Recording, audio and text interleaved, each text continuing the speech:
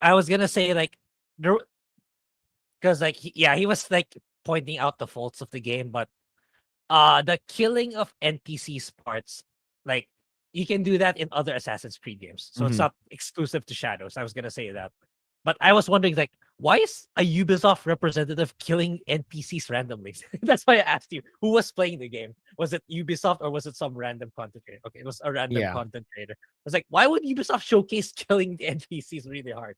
But yeah, Yeah. it's like I get the Japanese were really upset with the cultural misappropriation and the stuff that went down with Yasuke and Thomas Stockley, but the killing of NPCs part, that's entirely up to the player, and you can definitely do that in other Assassin's Creed game. It's Yeah. not a Shadows only thing.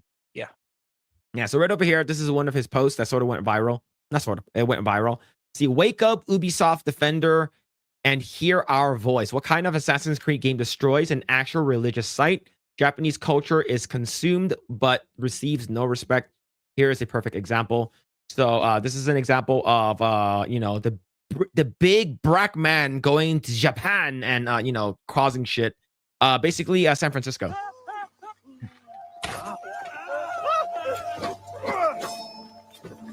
Man, no mercy.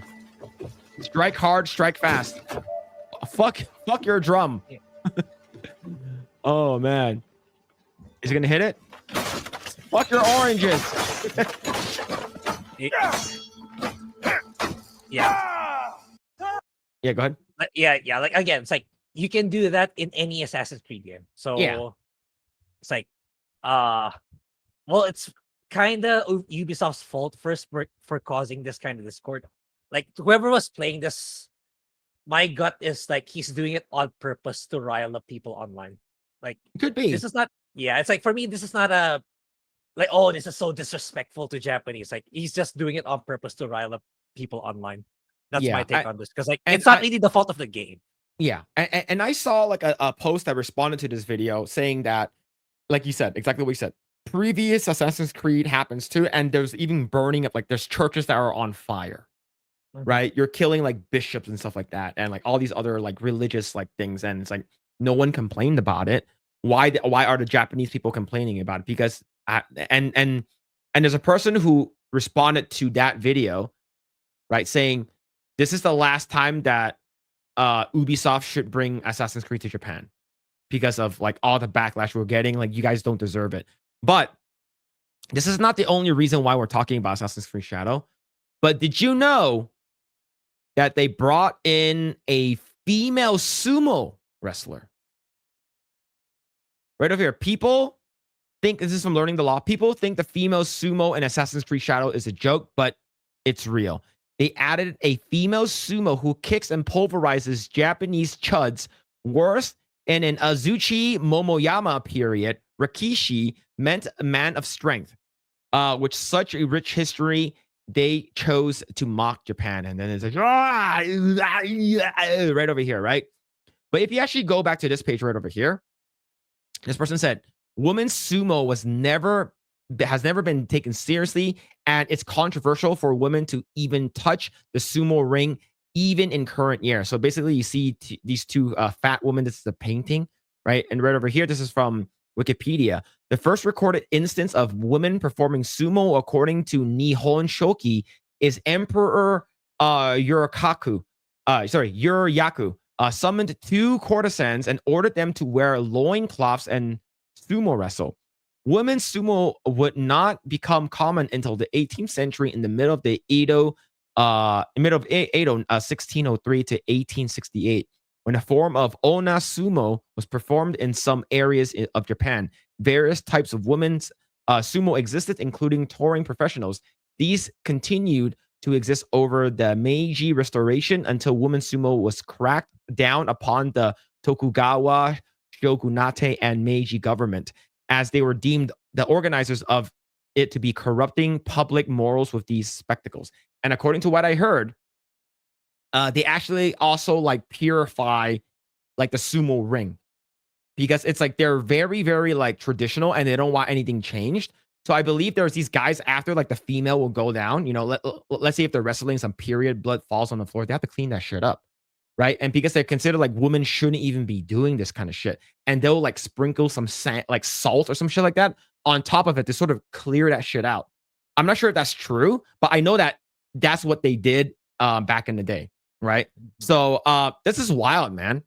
Like females, because they try female sumo wrestlers, all right? Mhm. Now, if they're a skinny, hot with big titties, I'll be okay with it, right? But if they're big, okay. Here's the thing, though. You don't often see fat Japanese women like over like sumo wrestler style, like big, right? They're Yeah. very rare. So that means that they're extra large, overweight, heavy set will be like American, like thick.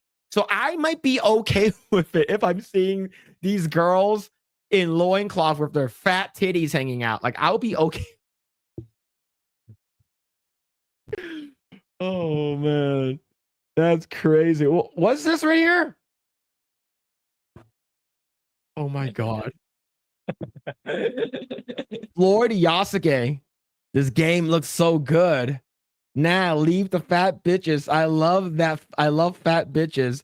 I love me some fat sumo girls. Oh my god. Oh my god, man. That's crazy. Oh shit. But I don't know, Gray, but what do you feel about this, dude? The whole like female Yeah. sumo thing. Yeah, it's like I don't know, Ubisoft being Ubisoft, I guess. Like if Yasuke hasn't convinced people that something's up with Ubisoft, this female sumo wrestler is. Especially if it doesn't fit in the timeline. And I think the reasoning for Ubisoft right now is like, oh, we're not trying to be faithful to historic history. Like, yeah, for sure. Like because your credible source, Thomas Lockley, was apparently a fraud. That's why you're backtracking on your narrative right now. Because like Yeah. had they said like this is just from the very beginning, like when they introduced the game, please note that this is a work of fiction. It's not historically accurate or stuff like that. It would have been fine, but they started it off like, oh, we're trying to be being faithful to Japanese history, even though they were not. Like Yasuke being an actual samurai, blah blah blah. Mhm. Like none of this would have happened. This didn't need to happen, and this would have been a home run. Despite like if they just made it like a regular Japanese man, like I think the Japanese would just forgive them for all their faults, even though like some of the design, the architecture, the paintings were not during the time period. I think they would have been fine with it had they just said it from the get go. Like this is a fantasy game and we're not trying to be faithful. And they did not make they just made Yasuke a side character. It would Yeah. have been fine. Oh, what's this here? Why you hating on the Play-Doh? More for me. I'm about to hop on that bit. Great, them fat sumo bitches got good team. Let's get it, cuz. I changed my mind. Okay, it's really good now.